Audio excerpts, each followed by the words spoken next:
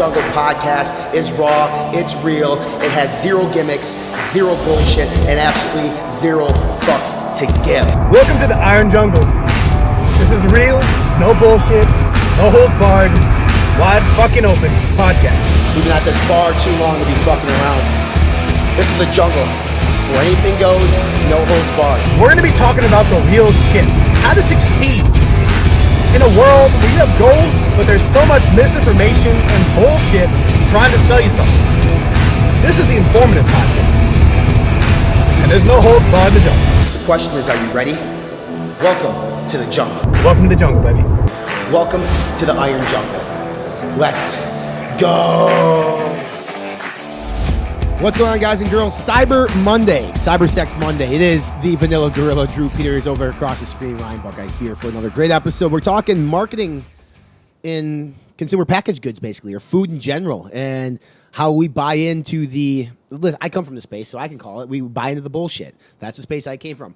But there are like slight, and by slight, depending on the size of the company, and depending on how big I would say the council wing is of the Fortune 500 building like mine. Like, there are companies who are very extremely careful in terms of marketing claims they make on front of pack, and then there are companies who just don't give a shit. So I will say, like, preface this by saying, like, if you're buying a company and they're a smaller company, they don't really give a shit. They kind of say and do what they want for the most part because not a lot of people from the FDA are having a microscope underneath them. They want to make an example out of big, massive companies like, we'll say like Pepsi and Coke and General Mills and like some of these big companies putting out a lot of products in the market. But at the end of the day, like, there are guidelines in the FDA. There are regulations you're supposed to follow, although they're very loosely followed. But we all buy food every single day. We shop Publix, in your case, down in South Florida, which is a great fucking grocery store, by the way. And up here in Minneapolis, we have, I won't even name them. People probably don't even know. We have Hy-Vees. I don't know if anybody knows what Hy-Vees are, but those are fucking great. I love Hy-Vee. Hy-Vee's great. Yeah, you're a Nebraska boy. By the way, before we dive into this episode, the fact that you picked the Golden Gophers, Drew, you're dead to me. You're dead to me. You should know better than to pick against my Badgers. But how many times have you purchased? How many times have you? Yeah. What's that? You got to pick the hot team, the team that's streaking. You have to go with that. They were streaking until they hit the fucking gold mine. That is the Badgers, and the Badgers are going to get killed this weekend. Drew, how many times have you gone to the grocery store and just laughed out loud at some of the claims you've seen on front of these packages? Quite frequently. Most times these days, it's just ridiculous. And I think it's not, I guess the way Peru says, it's not wrong, I guess. Because if you're going by what the FDA tells you versus your own informed, intentional thought process on things, certain shit may be blatantly just laughable, but it's not, I guess, incorrect. It can be deceiving, but it's not like harmful. Like, for example, a very particular one, I remember this a few years ago, and this is even before like mega meathead days. Like, even in college, I was in actually a science student. You go to the store and it had a Carnation instant breakfast. I actually it says as much protein as an egg. Yep. I'm like, gives a fuck? That's like 5 grams. Ooh. Mm-hmm. Like, this is high protein. How much protein is an egg? Isn't that like people care? Or like you see the other one with the protein's the biggest trend, actually. Everything's trending. Oh, high protein, high protein, high protein. I'm like, oh, I thought protein was bad for your kidneys, you fucks. Right. Now it's a marketing ploy. The other one's like the Oscar Mayer P3. I see that a lot. You see, oh, high in protein, meat, cheese, and nuts. I'm like, I wouldn't. Oh yeah, the protein box. Yeah, the protein boxes. Yeah. So it's interesting. You see kind of trends, and that's one of the ones I've seen emerge as of late. But this is no new fuckery. This has been long time fuckery. I like the word fuckery, so we're gonna say it a lot today. But it's not incorrect. It's just like, how do you interpret it? What is, I guess, qualifying as in high protein? What is high fiber? What is low sugar? Right. There's some wiggle room, but then there's often the interpretation of the consumer. And you nailed the key point there. A lot of times people bitch about, supplements for saying whatever they want to say. There's, not FDA regulations, so on and so forth. There is a certain degree. Basically, it's fine, but if it's proven not safe, they'll pull it. But the thing is, too, exactly it. Larger brands cannot say as much as some of these smaller brands. They shouldn't say some of the things they say because, especially with like supplements, they can go into the area of drug claims, right, which is a big no. You don't want to have something that cures something or a drug claim, something, it lowers cholesterol levels. Like, even a few years ago, Cheerios got in trouble with that, even though they had clinical fucking research in a cool way that the fiber content was suggested to help improve heart health and cholesterol. That's seen as a drug claim. It's a perfect example of a big boy getting in trouble for saying things they shouldn't necessarily say. Right. And how they got around with that, they paired with the American Heart Association. They was able to put that label on the front so people could intuitively put 2 and 2 together. It's interesting because you mentioned protein, and I think the biggest thing is the interpretation point. Because, like you said, these big companies aren't necessarily wrong; they're following the guidelines. Like when we're at General Mills, we could say if there's 5 grams of protein per serving, you couldn't put it on front of pack. You couldn't put 5 grams. It had to be double digits. But you could put a good source of protein. You could put that claim on the front of pack. So when the consumer reads a good source of protein, they're probably thinking this is rich in protein. This is good for me. So they buy it, they eat it, and that it could be hot dogs are a good source of protein in that case. Like, this overly processed bullshit. But it's also interesting because I think a lot of people don't understand when it comes to protein. If you are a bigger company, there is a test called a PDCOS test, which, I mean, if you're familiar with it within dietary supplements as well, and it's essentially a rat study. It's weird. But, like, with the brand that I was on, we refused to do it because we were, like, for animal rights and stuff. But, like, a PDCOS test will verify the protein content in whatever it is that you're trying to sell. What's funny is like a big company, like when I was at Mills, if it came back that we were at like 11.2 grams of protein, technically you could list that at 11 grams on a label. But they were so risk adverse, they would go down to 10 grams just to make sure they'd cover their ass. So you won't find that in the dietary supplement industry typically ever. I mean, typically within dietary supplements, you guys typically give more than what the label. I mean, if you're a good company, you typically give maybe more than what the label says. But there are the bad apples out there. But it's like, a company like Mills, when it came back at, I'm making these protein bars, and it comes back at like 12.6 grams of protein. I'm like, I want to put 12 on there. They wouldn't fucking let me. I had to put 11, and I was so pissed about it. I get it, but like at the end of the day, I mean, some companies are very risk adverse. So you're going to see a lot of these claims on pack, like a good source of protein, low in fat, which we're going to talk about, obviously. So it's just the interpretation point as a consumer. You still have the ultimate responsibility to know what these claims mean, to flip the fucking box over or package over and look at the rest of the label. And I think, let me also just say this before I kick back to Drew, like the label on any sort of consumer packaged good is an approximation. It's not an exact science. Meaning if that bar says it's on the label, it says it's 120 calories and 20 grams of protein, that is an approximation. It's an average. It's a law of averages. You could have 16 grams of protein in that particular bar, and maybe 100 and if I do the math right, like 106 grams of protein or whatever it might be, 104. So that's the biggest thing. Like it's an exact approach to an inexact science, I guess, is a way you could kind of put it into terms. I can't believe I'm actually going to fucking defend the food industry a bit here, but okay. First and foremost, for those reading along at home, PDCOS. What does that mean to you? Explain that. Protein digested corrected amino acid score is what that means, essentially.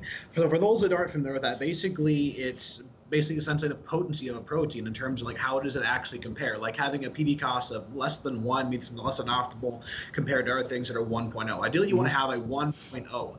And honestly, this is a bigger thing these days because a lot of these plant proteins, because they're considered an incomplete protein naturally, and I'll explain that in a second, don't meet PDCOS. So in other words, what that means is if, say, a protein source, whether it be like a good one, complementary proteins like rice and beans is a very complementary protein source. While the plant source may have a decent amount of protein, it may be considered incomplete because it doesn't contain all of the essential amino acids in one of them. Therefore, it may be, say, low. I'm throwing out a random amino. Say it's low in lysine. And another one over here is low in another one that has high lysine. Therefore, eat them together is considered a complementary protein source. So the PDCOS, basically what that means is when those sources are together, like a plant protein, it makes sure that it has a PDCOS score is corrected that's acceptable. That's the very high-level way of putting that. People are so confused, but you're absolutely right. Yeah. It makes sense. Basically, It makes sure that you have the correct proteins or bioavailability. That's another big word. I'm trying to keep this less sciencey because I can talk about shit all day. But the other part, too, to your point, on the protein bar, obviously you want to claim the higher protein amount, but in that case, if you want to do 12, you have to go even higher. There's a required overage, which is fine. It's not so much that they're being safe in terms of making some meet label claim. There's some variance there if they were to get tested. One, because I'll come back to the natural occurring thing. But the other part too, off the top of my head, I don't know for your space. So for say you were to have a protein bar for say like a Special K protein bar, I know that's not one of your babies, but if you're or Cascadia Farms, you guys have protein bars, right? Yep, I did. It was plant based, so there was it was pea protein and nuts and peanuts and peanut butter. What was your shelf life on that? 6 months, I think. I mean, it was short. It wasn't super long. I can't remember exactly what it was. Maybe it was 9 months. I can't remember, but it wasn't super long. Wow. Okay, so honestly, I think, and I'm gonna throw everybody on the bus. I don't give a fuck. With protein bars in general, the shelf life is much shorter than they put on the label. But the thing is, too, by the time they get distributed for a channel that size compared to General Mills, shelf life will always be expiring by the time they hit the shelf. Bars do not age well. Let's be real. I don't care what fucking brand you are as a bar. Your bars do not age well. They are in a way a food product. They get hard. They get weird tasting. That's fact. The reason that they have that shorter shelf life is for how quickly that protein may degrade. So therefore, what they want to do is that in that time span for when it's produced, heated, cooled, all that type of things, packaged, if they're to test that bar meets label claim at least up until the expiration date. That's the guideline they go off of. So branching into the sports supplement thing too, typically I'll do an overage in all of my products depending on what the ingredient is. Some things tend to degrade more than others, but you also have to take into account, like say a material is like 98% purity. You need an overage 1 hit label claim 2 over the course of 2 years. If you were to test that product 2 years later, you still want to have enough product even after degradation of ingredients to make your label claim. That's why there's an overage. And it's, once again, it's not required. You could fill into the dot. Oh, that we follow guidelines and use label claim day 1, but then if you were to get tested later down the road, you run that risk of not being label compliant. And building in the last thing you were mentioning there, good God, I'm losing my train of thought. There's 3 things I want to cover. The PDCAS, the label claim protein amount, and then last but not least, in terms of just, I guess, general regulation is, I mean, there's a lot of Wild West out there, both for overages, both for requirements. What's considered high protein, low protein, obviously, the jurisdiction you played in had a much tighter window. But yeah, it has come down to, like, not being incorrect, but just being, like, consumer perception. That's the main thing I'm getting at. It's interesting, too, because for people listening and watching this, there's this thing in big consumer packaging, even within our industry, called parenthetical labeling. And that kind of changed the game in terms of some of these bars that came out saying, like, we only use 9 simple ingredients. Or Kellogg's has their RX bar, which is like no BS, 5 simple ingredients. Well, not really, because if you have a chocolate chip in your bar, that chocolate chip is comprised of how many ingredients, Drew? Like, I mean, at this point, now we're into a whole different conversation. But for the longest time, companies could actually put, like, the generalized term of that ingredient. In that case, it would be a chocolate chip, and then they would list it as a single ingredient. Well, now the FDA says no more. Like, you have to break them out. And parenthetical labeling no longer exists. So now that same bar that, a year ago looked like it had 5 ingredients now has 15 ingredients. And you're shocked, and you feel like you were just taken advantage of from that company. And it's happening in our industry, too, all over. Bro, I'm dying over here. I don't care if I get emails on this. It's honest, and I'm going to call it out. The Outright Bar, Mark Lobliner. I love you to death, Mark. That bar tastes fucking amazing, but that's a perfect example. When those first came out, peanut butter, honey, chocolate chips, oats. That was it. But lo and behold, come on, man. You should know better. You've been with the FDA long enough in terms of your supplements and your protein. You have to declare things on the label. Right. You have to break out what's in the peanut butter. You have to break out what the chocolate chips are. Chocolate chips aren't growing on trees. You can't magically put a chocolate chip directly in. And that's not a knock against it. It's just like knowing how detailed you have to be to satisfy the criteria of the FDA. Right. Because you need people to have the right to know what components go into, say, chocolate chips. In terms of people bitching, taking this a step farther, and labeling, how come I want to know how much sucralose is in my flavor system? I want to know how much flavors is in here. I want to know this. Well, I'm sorry. As a dietary supplement formulator, I'm more than happy to disclose the exact amount of actives you're getting per scoop for dangerous things like caffeine, so on and so forth. But in terms of flavor system, as a guy in these many hats and a flavor chemist, I'm not going to detail you my flavor system because that's proprietary to me. You don't need to know how much flavors in this. It's under nowhere near even quote-unquote dangerous amount, which is you take pounds and pounds and tons of grams of a substance to be toxic. It's a non-issue. So throwing a bitch fit because you're worried about the aliens coming away with your little tin hat about sucralose, I mean, sorry. If you don't want to take my product because I'm not going to tell how much sucralose in it, then fuck off. Yeah. That's not how this works. But I think certain things should be disclosed for the consumer safety, like caffeine or your HIMBY or things that could have an adverse reaction. Those are higher risk. So one thing, there's high risk items, low risk items. For things that you definitely, if you have a proprietary blend, sometimes you'll see in the past where people will blend everything, but they'll disclose how much caffeine. Or they'll say how much HIMBY, because those are things the consumer needs to know. But in terms of, how much whatever creatine, I don't know why you tell somebody unless it's a garbage formula, then in that case, just tell them. It's not a big deal. But I'm sidetracking, but you see, that's the thing. It's like what has to be disclosed versus not disclosed. Like in a flavor system, what's in it, but you don't have to say the amount. Yeah, and the FDA doesn't tell you have to put the amount. I mean, they don't say that. the FDA says, Mark, you have to break out this parenthetical labeling. So I actually talked to Mark about that too. I said it kind of sucks. You had to go from 7 ingredients to 14 or whatever it is. At the end of the day, like if you think about those full ingredients, technically, sure, if you go buy chocolate chips in the store, you could say it's 7. I mean, but in reality, it really is 15, 16 ingredients. Not to take anything away from the bar, like you said, it's fucking delicious. It's amazing. But yes, that's why it's very hard to find an actual protein bar in the market with single-digit ingredients. I mean, unless you can do it. They just don't taste as good as what the outright bar is going to taste, or the MRE bar, or the BAR, or whatever Drew's working on. So, like, if he's working on one, because Drew seems pretty knowledgeable on this bar stuff, so maybe Drew will come out with like a big bar at some point in his future. Done every space, whether it be bars, RTDs, powders, tablets, capsules. You have to know how to do it all, but then there's certain areas I absolutely hate. One of them is bars and RTDs, man. It's a huge pain in the ass. Yeah. I mean, and the thing back to the flavoring system, too, just one last point. When you go to a convenience store and you buy a Diet Coke, they're not telling you what that flavoring system is. I mean, it's a fucking prop blend. Like, let me tell you how much caffeine's in a Diet Coke. So, I mean... They think, why don't you tell me your flavor system? I'm like, how about you write Pepsi and ask for the flavor? They're going to tell you to fuck yourself. Yeah. Why do I have to tell you different supplements? Like, I'm not taking a product then. I'm like, fine, I don't give a fuck. But right. That's you nailed the example right there, man. Yeah, so you're going to see companies that do it at some point. I think like even like Mark Glazer kind of talked about it a little bit. Like, listen, if we're about this full transparency, we're going to own it. Maybe we'll do it someday. But it's also very difficult to do it because within each flavoring system, within each flavor, there's a proprietary blend within that flavor. It seems like sometimes too. So it's like full transparency is we're at a good point now, and that's why. I know we're sidetracking here, but I don't lose my shit about proprietary blends per se like I used to because I understand a little bit more. At the end of the day, do I like fully transparent? Sure, but it doesn't necessarily mean that that's exactly what's in that container anyway. So, I mean... It's good to say. And here's the thing about following along at home, too. Like, honestly, here's my question. So if I were to tell you whatever arbitrary number, unless you have done hard number crunching and whatever, if you're that renal retentive, if you were to look at me and say, how much citric acid's in this? I'm like, oh, there's 1.2 grams per scoop. Oh, my God, it's a lot.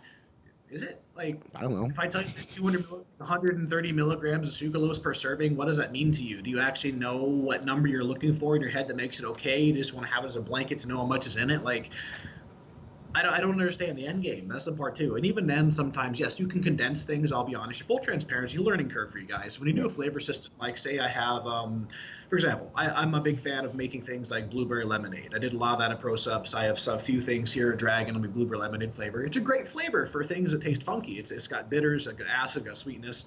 It plays well. Within that flavor system, you put natural and artificial flavors or natural flavors. Depending what concentrated flavors you're using, but then again, you could use 2 to 3 combinations of flavors in that block. It may be, blueberry number 300-A-21 with a lemonade flavor 100-200.1 or whatever. Is the consumer going to know what the fuck that means? No. That's why I just put natural artificial flavors or natural artificial flavors. Yeah. So we spent some time on protein. Protein, we could spend a whole episode on protein, but the other big claim that you see a lot is fat-free, low fat. Fat being a big thing with we've talked about keto 100 times on this fucking podcast. Diet is the other word for fat free. It seems like so. That is an interesting because for like 10, 15 years ago, like fat free was the big thing. If it was fat free, you were buying fat free cottage cheese, fat free milk, which is skim milk, or fat free yolk, whatever it was. Since then, we've learned a lot more about fats. You're a big proponent on fats in general, certain types of fats. When it comes to fat free, consumers still gravitate towards that. They still gravitate towards diet. They think like drinking Diet Pepsi is better than Pepsi. Well, it might be in terms of calories for sure, but like at the end of the day, there's some stuff there like just because it's diet doesn't mean it's good for you. So I think there's a perception that the consumer takes away from saying like fat-free cream cheese. I can make cheesecake for Thanksgiving and no one's going to get fat. Well, I mean, yeah, that's not true. I mean, shit still happens. I'll be real, and we'll keep it topical, we'll keep it fun here, but for those following at home, sometimes you see something like fat-free with a claim, and it is fucking ridiculous. So first of all, I'm to confuse y'all. Fat-free doesn't always necessarily mean that there's absolutely no fat in a product. Carb-free doesn't mean there's absolutely no carbs in a product. Sugar-free does not mean there's absolutely no sugar in a product. But how can that be? Because if you have less than half of a gram per serving, you can technically declare it as 0. Right. So it could have up to 0.4999999 infinity grams of fat in a serving, but it does contain fat. You have 2 servings, you could technically be at about a gram. You have 4 servings of it for those fat-free bars you love so much. You know, you're doubling, tripling, whatever your numbers, it adds up over time. Same thing with carbs, sugar, so on and so forth. And honestly, I don't think it's that big of a deal. It's like trace amounts. If you're worried about the 9 calories from a gram of fat somewhere, you have bigger problems going on in your life if you're having a gram of fat. I'm sorry. But with things like transsaturated fat, that could be an issue. In my opinion, that's a loophole the FDA is like, because you can have the 0.4 and 999 and like some, say, whatever, like a Little Debbie snacks, whatever. Some has trans fats. At 0.499, you have 2 of them. That's a gram of transsaturated fats. In my opinion, transsaturated fats are man-made. That's one that you don't have any reason whatsoever to have in your diet. They're complete bullshit. They're man-made. They're nasty. All they're doing is for shelf life. In my opinion, that's a bad fat. There, everybody gave you a definition of a bad fat. But that's the thing, too. Now, honestly, a good example I use, too, when you look at things, it's such bullshit. Here's one. Think of Cool Whip. One is a chemical shitstorm to begin with. But 2, look at regular classic Cool Whip, right? And you have a fat-free, a low-fat, and like a sugar-free. Yeah. When you look at, like, say, the original, it's got, I don't know off the top of my head, I don't remember, but like a serving of it is like a tablespoon or 2, and the fat content is like 2 grams of fat. You look at the low-fat, it's like 1 gram of fat. It's like the minuscule difference. You're saving a fucking gram, and the only difference is in like how much it is per serving, like a gram. Or sugar-free has a normal fat content, but they use a sugar alternative, like an artificial sweetener. Or you look at the fat-free, sometimes that has more sugar, but then it has no fat. So that's another reason that segues perfectly into what we're going to talk about next, about when you see things on a label. Sometimes when you take something away, you put something else in, because otherwise it's going to taste good. So when you say fat-free, first thing to do, check out the sugar content. Does it contain more sugar compared to the regular? If you see sugar-free, does it have more fat? If you see no fat, no sugar, okay, what kind of chemical shitstorm am I getting here? Sometimes it's this not bad, but then sometimes, you have to make it taste good. So that's the thing. 100%. And we were making a no sugar added granola when I was at General Mills. We were using, I think we were using honey as an alternative, or maybe even looking at monk fruit, whatever it was. But like we had to increase the fat level to make it taste good. Otherwise, and to add moisture back to the product. Otherwise, it tastes like fucking shit. So you, like to Drew's point, you take something away. What's the marketing claim? What's the marketing claim you're going after? You want fat free? Cool, let's do that. Well, how do we get there? And how do we still make the product taste good? Because there's no reason in 2020, because that's where we're going to be here in like 4 weeks, to be able to make a product that tastes like shit. There's no reason that any product in the market today should taste like shit. With the flavoring systems that we have, with the science that we have, with food science, every product that we make should taste good somehow. If you're a dietary supplement company and you come out with a protein bar that tastes like shit, shame on you. Like, shame on you. That should not happen. Or even like a pre-workout, whatever it might be. But that's the thing. Like, yeah, Drew's right on. Like, you take something away, you have to replace it with something. Because you can't just take... It's like... All right, pancakes, if you have like waffles or pancakes and you take syrup away, you're going to eat them fucking plain? No, you're going to replace that syrup with something, right? I mean, I don't know, it's a stupid example. But like, you need something to make something taste good. So what are you going to replace and put something in there instead? In that case, me being fucking technical here, I'm like, well, how about this? If you're going to have pancakes, make real fucking pancakes from scratch. Use a mix that's not full of a bunch of bullshit. Put some Kerrygold grass-fed butter on there. At least you're using a butter with some nutritional qualities. And if the worst-case scenario, use like an alternative sweetener. Put some honey on there. Some like Manuka honey. It'd be fucking delicious. Plus, you get immune-boosting effects. Is it going to be low sugar? No. But is it going to be better in the best-case scenario, at least getting some health benefits from enjoying some delicious pancakes? Yes. That's the idea. We didn't write this down beforehand, but like the whole topic of sugar is interesting because I think people see high sugars and they lose their shit sometimes, but they don't look to see what the source of the sugar is. Like you just mentioned Manuka honey. Like that's a lot of fucking sugar in a tablespoon of honey. But if you get a product that's using that, what's that? I think it's like 14 grams. 14. It might even be higher. I mean, some honeys are a little bit higher, but like if somebody saw 14 grams of sugar on a label and that was just a tablespoon of Manuka honey, they would lose their shit. They'd be like, oh my God, that's too much. Well, look at the source of sugar. Is it cane sugar? Is it honey? Or are they actually using like real shitty sugars that they shouldn't be using or that you don't want to be used? But there are a lot of sugars that are natural sugars, maple syrup, agave, honey. I mean, we keep going on and on. That's not bad. Cane sugar is not even that bad. Like, I mean, it's a lot better than half the shit that people use. So it's like that's a thing too. Like if you see that on a label and you see it's super high and fat's low, for instance, I mean, you might want to look to see what that sugar content is and where's it come from, because not all sugars are created equal at all. And Drew, I mean, I don't know, like, are there other stats, like if fats are high, right? I mean, to look at the types of fats in a product, right? Turn that product over and look at the types of fats in there. Is there, because a lot of people are, it's funny, all the consumer sessions that I sat in, you'd ask them, like, what do you need for protein? Well, it's got to have double digits. Okay. What do you need for fiber? At least 7 grams of fiber. Are you fucking kidding me? I guarantee you don't even know how much fiber you're supposed to have. Where'd you come up with the 7 grams of fiber number? And then fats and sugars are always like single digits. But they don't know why. And that's the biggest part. Like, consumers aren't educated enough to know. But protein has to be double digits. They know that for a fact. because that's kind of like where the marketing claims have come from. But like single digits fat, single digits carbs is another one too, because carbs are the devil apparently. So like as a consumer flipping over that pack within fats, like what should they be looking for? Honestly, as a topic in whole, fat, carbs, sugar, whatever, so on and so forth, I think it's once again kind of like what individual does you need. Like if you're talking about something that's like, say, honey, it's clearly going to be nothing but sugar and low fat. But then again, there's other considerations too, like how does it have impact blood sugar response? Is it low glycemic, high glycemic? At the end of the day, it is fucking sugar, it is fucking carbohydrates. Then again, like what is the context of it? Like honestly, this only has 25 grams of sugar, but it's soda. You're literally doing nothing but drinking sugar. So that's a good indicator the source there. Or if you're looking at something like, say, the fat content, a good example here I love is like something like avocado. Like it's pure fat and fiber and some carbs, but mainly it's fats. Or if you look at coconut, it's literally a nut. It's pure fat. But then again, it's going to be a combination of lauric acid, medium chain triglycerides. Contrary to popular belief, coconut is only, I think, about 60%, if that, MCT, with the remaining chunk of that being a saturated fat called lauric acid. So it's not like pure, like using pure MCT oil. You're getting a good significant amount of a fat, like a 40%, that's not actually MCTs. FYI. I know it's a random tidbit there, but medium chain triglycerides are processed differently. They're shorter chain. They technically have 6.8 calories per gram rather than 9.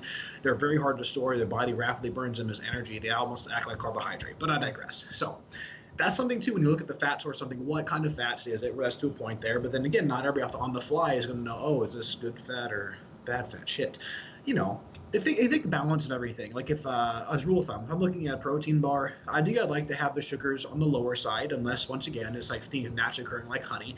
At the end of the day, I'm more concerned about my overall carb content. I'm not worried so much like, oh, there's 20 grams of carbs, but 5 of it's sugar. No, it's too high. Or, oh, it's 30 grams of carbs and say, 20 grams of sugar. Okay, that might be a little bit high for my taste. But then again, it's from honey, is it from sugar, is it fat content? I mean, depending on how many calories you need. If you're looking to get like a meal replacement in, I'm not advocating this, but some of those Metrix Colossal Big 100 bars are fucking delicious. It's 400 calories. So to make they are good. They are really good. They're delicious. Yeah. So in bulking season, or if I'm on the road, I need some calories so I don't lose fucking weight. I'll pound with them. They taste delicious. As a pre-workout meal, sure. But anywhere, look, any from 8 to 10 grams of fat, like 40 to 50 grams of carbs, and 30 grams of protein, roughly. It's a meal replacement. So depending what you need, it's kind of more your guideline. But there are some stipulations, like is it coconut, is it honey, is it agave, whatever. I hope that helps. A good example of that is like take a Quest bar, whose big thing was like 3 grams of net carbs, which we'll talk about net carbs here next, and then the Outright bar, right? So like the Outright bar is honey and peanut butter. That is going to be fat. That is going to be carbs. And then there's, MTS isolate apparently is in there with the peanut butter to give like 15 to 17 grams of protein. So like, not that it's bad for you at all, but you're going to have a lot more fat content and carb content in the Outright bar because it's using honey and peanut butter than you are in this, whatever the Quest bar is nowadays. I don't even know what the fuck it is anymore. I can't even tell you what it is. So, but like, people are going to gravitate towards that Quest bar because it's got 3 grams of net carbs. Not to say they're bad per se. I mean, I'm just not a huge fan of them, but like, that's what Quest did. That's why Quest sold for a fucking $1 billion. That's why they're as big as they are. But that's 2 bars in the same space, protein bars that are completely different, where the perception could be taken completely out of context because you don't know what you're looking for, or you're not sure what you're looking at. But Drew, net carbs, baby. Tell me about net carbs. So net carbs basically is like this whole actual amount of quote-unquote active carbs. So say if you have something that's considered indigestible like fiber, it doesn't, even though it technically has a calorie count, is not counted traditionally as carbohydrates. That's actually where Quest got in trouble for back in the day, and I'll explain this in a second here. So basically if you have, like, a simple math, 10 grams of, let's do a number, 20 grams of carbs in a product, and say 12 of it is fiber. Therefore, that means you have 8 grams of net carbs. In a case there with like a shitty protein bar, or you have, like, say 20 grams of carbs and you have 10 grams of fiber and 5 grams of sugar alcohol, because sugar alcohols are also subtracted from net carb count, you have 5. Hopefully this is simple on the fly math. So basically, there's 5 grams of digestible carbohydrates. The quick side note on this is that Quest initially used to make their bars with something called IMOs, isomalto-oligosaccharides. I wanted you to say the word. That's why I left you. You talk, because I'll fucking mispronounce it. Isomalto-oligosaccharides. Say that 5 times fast. Yeah, exactly. IMOs.